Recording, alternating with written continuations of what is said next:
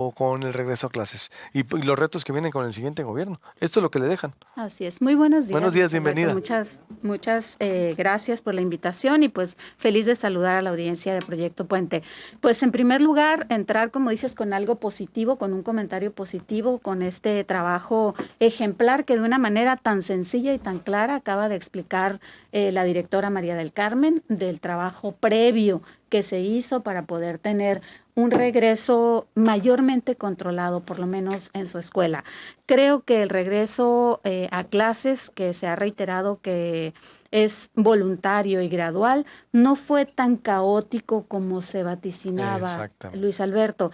Pero la realidad es que tanto el gobierno federal como los gobiernos estatales, te comentaba en el corte comercial, creo que llegaron tarde a dos momentos clave en este asunto de la educación y que de alguna manera es natural porque la pandemia agarró al mundo totalmente por sorpresa. El primer momento es México tuvo 2 o 3 meses para revisar la experiencia que estaban pasando otros países del mundo que ya estaban sufriendo los estragos de la pandemia para prepararse y tomar la decisión de llevar las clases de manera virtual. Esto fue oficialmente alrededor del 23 de marzo aproximadamente.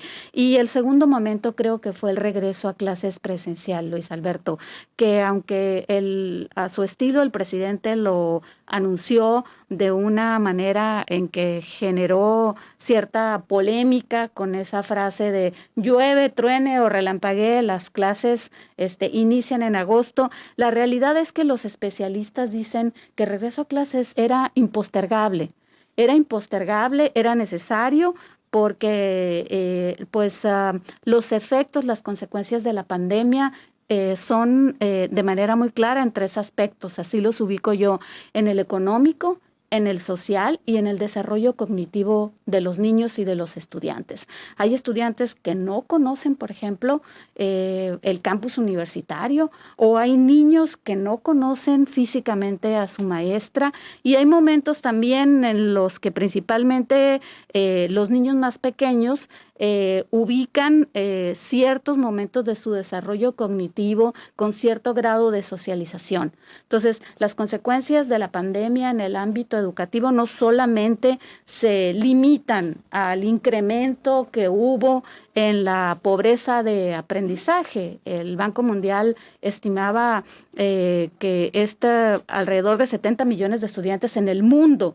que se sumaron a esta pobreza de aprendizaje. Son cifras realmente preocupantes y que representan sin duda todo un reto para los nuevos gobiernos, principalmente Luis Alberto, que asumen dentro de poco tiempo, independientemente de todos los rezagos Así es. en infraestructura que ya se traían, ¿no? Despido la señal y me quedo en toda la plataforma de Proyecto Puente. Visítenos durante el día en YouTube, en proyectopuente.com.mx, Twitter, por todas partes estamos presentes.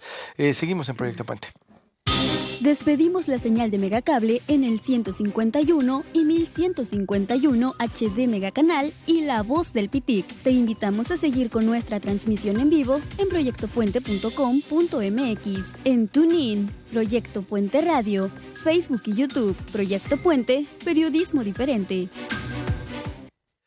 Doris, y en este contexto exactamente lo que viene como es en los retos, es decir, porque pues esto es lo que les dejan al gobierno. Que viene. Yo también creo, como tú, que hay esos puntos, pero se estuvo haciendo el anuncio que iba a haber un regreso a clases.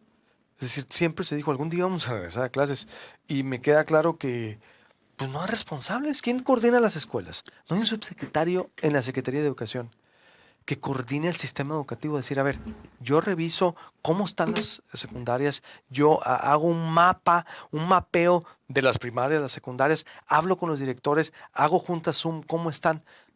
Se asustaron y ese es el estado de cosas, o no quisieron. No sé cuál es tu apreciación, y esto es lo que está, porque tampoco, no hay, dice, ojalá él sí, quién sabe si quiera hablar a cómo están, porque ya se van, y dice, pues ya para qué, ¿no? pero que nos digan la infraestructura que invirtieron, porque hay dinero. Y lo que Sí. faltó, dice que faltó inversión. Que faltó inversión. En Sí. este contexto, ¿qué ves a lo que viene? Porque los que se van ya se van y así van a dejar. Bueno, el secretario Guerrero hablaba contigo hace unos momentos que se han invertido alrededor de 450 millones de pesos y en el periodo de junio a agosto habló de 100 millones de pesos. La realidad es que esto es a nivel estatal, pero a nivel federal, Luis Alberto, el presupuesto que se destinó en el PEF para este año, para el 2021, fue exactamente el mismo que se ejerció en el 2020, que son 813 mil millones de pesos. La situación aquí es que hubo recorte en muchos programas educativos a nivel federal que están impactando en este momento el regreso a clases. Independientemente de la inversión, ya sea estatal o federal, que es muy importante, creo también que hizo falta a nivel estatal e incluso a nivel federal, aunque fue un tema muy abordado por el presidente en su conferencia matutina, mayor información a la población. Creo que aquí la palabra clave fue la incertidumbre de muchos papás, incluso de muchos niños, el estrés, la ansiedad que genera haber estado encerrados durante 17 meses y regresar ahora a las clases presenciales en condiciones totalmente distintas. Pero en lo que sí concuerdo contigo y con mucha otra gente más, es que sí era muy importante el regreso a clases. Se cuestiona el momento. Sí, se tenía que tomar la decisión. Es que nunca iba a ser el momento. Nunca iba a ser Porque el momento. cuando iba verde, si hubiera estado en verde Sí. o en blanco, iban a decir, no, pues es que, ¿cómo regresas ahorita? El regreso va a generar que aumente la movilidad. Me explico, si nos íbamos a ir así, entonces nunca iba a ser el momento. Claro. Nunca iba a Ahora, ser el hay especialistas en Estados Y lo más Unidos. importante es que no es obligatorio. No es Eso es obligatorio, muy no es importante. obligatorio y yo creo que es sumamente respetable la decisión que tomaron los padres de familia, que decidieron dejar a Sí, sus sí, hijos sí, sí. con las clases virtuales o con las clases presenciales. ¿Cuáles Entonces, serían los retos para el que viene? ¿Qué ves los tú? retos para el que viene, pues son varios. En primer lugar, En en este el caso aspecto, no, obvio, específico ¿no? de, Exacto, en porque el es caso, muy amplio la educación. claro, en el caso específico de Alfonso Durazo, pues realmente le va a tocar enfrentar este nuevo ciclo escolar en estas condiciones. Claudia Pavlovich se va en 10 días, 12 días, y bueno, pues se quedará, como dicen en el pueblo, la víbora chillando en materia de educación. Aunado a los retos que representa la pandemia, ver si, esperemos que no, si hay un incremento en los contagios, lo vamos a ver por la movilidad, por los maestros, por el personal de la escuela, por los propios niños, en fin, eso por un lado. Por otro lado, pues enfrentar los rezagos educativos que ya se traen desde hace mucho tiempo y que es una situación que no es privativa de Sonora, Luis Alberto. Hace poco en una rueda de prensa el doctor Álvaro Bracamonte, hablaba de que un 80% de las escuelas en Sonora no estaban en condiciones para regresar a clases. Volvemos entonces a la pregunta original que hacías tú. Bueno, ¿qué se hizo en estos 17 meses? ¿Por qué las escuelas no recibieron mantenimiento? ¿Por qué los gobiernos no se hicieron cargo de mantener las instalaciones de las escuelas? Los conserjes podían haber seguido trabajando sin ningún problema. Entonces, básicamente los retos que tendrá Alfonso Durazo es, número uno, pues dar un seguimiento a la pandemia en las escuelas, qué es lo que va a pasar cuando haya contagios, se va a hacer rastreo, se van a decidir hacer pruebas, aislamiento, se va a cerrar la escuela, en fin, eso ya lo veremos dependiendo de cómo se vayan dando las condiciones en el transcurso de los días.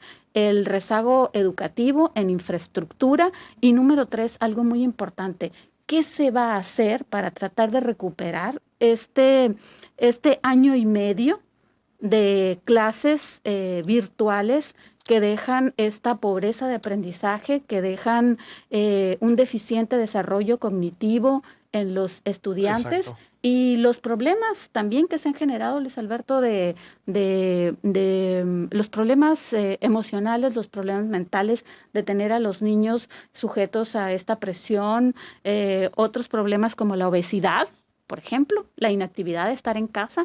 En fin, creo que es un reto que para el gobernador y para quien ocupe la cartera de educación va a ser bastante bueno. Muy buenos puntos pones ahí sobre el debate, exactamente, hasta la obesidad, exacto. Son Sí. muchas, muy amplio el tema. Sí. Yo creo que todo se debe de enfocar también ahí, bueno, ahí, allá y muchas partes. Gracias, Doris. Excelente Gracias, Luis análisis. Alberto. Nos vemos Muy buenos el días. próximo martes. Aquí Nos con vemos Oscar el próximo Cerrato. martes. Ya nos vamos.